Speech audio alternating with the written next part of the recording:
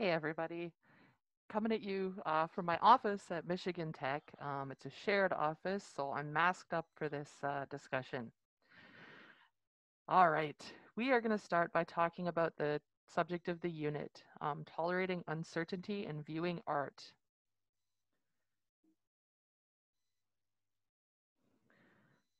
Uncertainty, not knowing the answers, is considered a stimulus to thought. So, looking for those answers is a way to get your mind moving and thinking critically. I know that term's come up a lot. That's not an accident. John Keats, the poet, was talking about something called negative capability. And this is the power to tolerate uncertainty without, striving for the immediate answer. This is sort of like waiting to get the answer. Sometimes asking good questions is more important than the answer itself. And just to repeat myself, viewing art and asking questions is often more rewarding than arriving at the correct answers. There might not be any, right?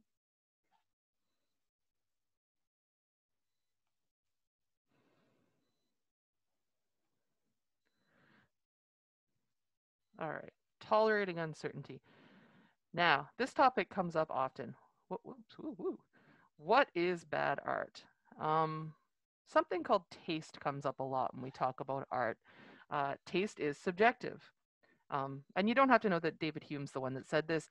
This is just to kind of support the assertions I'm making. And in case you're really passionate on the subject of taste in art, you can go down that rabbit hole yourself. The thing about bad artists, people that are labeled bad artists, is that they are often technically skilled. And we're going to be looking at two different instances of bad art. René Magritte, the famous artist, had a period called La Période Vache, the cow period, that we're going to be looking at. So this is an example of a technically skilled artist uh, who purposely was making things ugly or bad in his work. And that's according to himself. He said that. Often a refusal to submit to artistic canons produces what is deemed bad art. And that was kind of at the heart of La Période Vache, is it did not submit to artistic canons. So the critics, panned it pretty well across the board. Another thing we're going to look at is the Museum of Bad Art.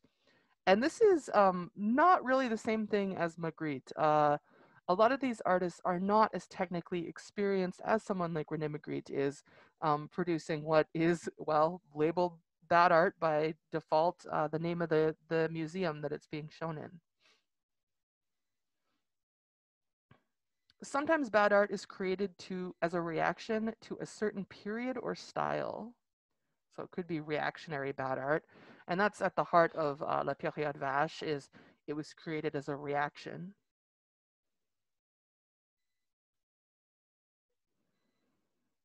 And we could be talking about unfashionable mediums or styles. So the ready-made that Duchamp created, Fountain, in 1915, horrified everyone because of it really sidestepped that traditional artistic development. This was a period that was still full of pretty Victorian sensibility, a lot of impressionist artwork, so landscape artwork, pastel colors, and then this urinal gets plopped in the middle of it with this artist saying this is art. So it was sidestepping the mediums or styles of the day.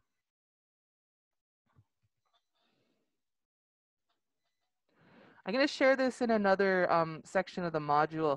It's a good video that talks about what art is. I know we've looked at that in the previous modules, but this really unpacks it well and gets at that definition that we were talking about, art in the postmodern sense being something that evokes emotion in the viewer. So I'll have that in another page in the module.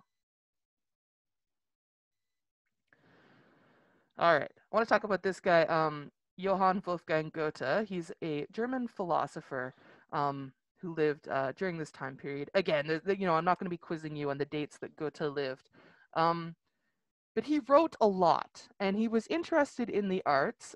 Particularly, he had some writings on critique of the arts. And this formula, which is famously called Goethe's Three Questions, are good questions to ask when you're viewing art and asking yourself, is it good art?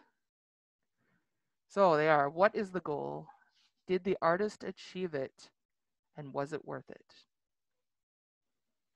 So keep those in mind going forth.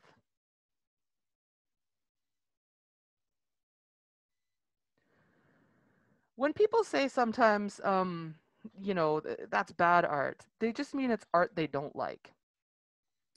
In some cases, such as the one you see before you, uh, this is an attempt at a bronze bust of soccer player Cristiano Ronaldo, who's, you can see on the left here, very well known for his handsomeness throughout the world. I think that the sculptor missed the mark a little bit here. So in a sense, let's back up the wagon here. Oops, if I can. What was the goal? Well, this is a piece of public sculpture, a portrait, and the goal was to make it look like Cristiano Ronaldo. Did they achieve it? I think the answer is obvious. And was it worth it? That's another subjective question. Another anecdotal piece of bad art that gets talked about a lot in art appreciation is this unauthorized restoration of Ecce Homo from a Spanish church in 2011. You can see the fresco on the left here. This is kind of a digital retouching that was done on it to see what it looked like close to when it was created, originally in 1930. This was more recently, around the year 2000. You can see that the fresco was really starting to degrade. Probably, humidity conditions. It could have been the paint the artist used. Who knows? Who knows why it did this? In 2011, there was a woman that showed up unauthorized and just started doing a restoration, unauthorized, of course, as I said. And she had an air of authority about her, so much so that everyone in the church just assumed that she was meant to be there. And what we're left with is the notorious restoration that's sometimes called Monkey Christ. So if we back it up here, what was the goal? Well, most restorations you don't want to, you want to kind of erase the hand of the restorer. You want to preserve the original artist. So in that sense, I don't think she achieved the goal of a seamless restoration.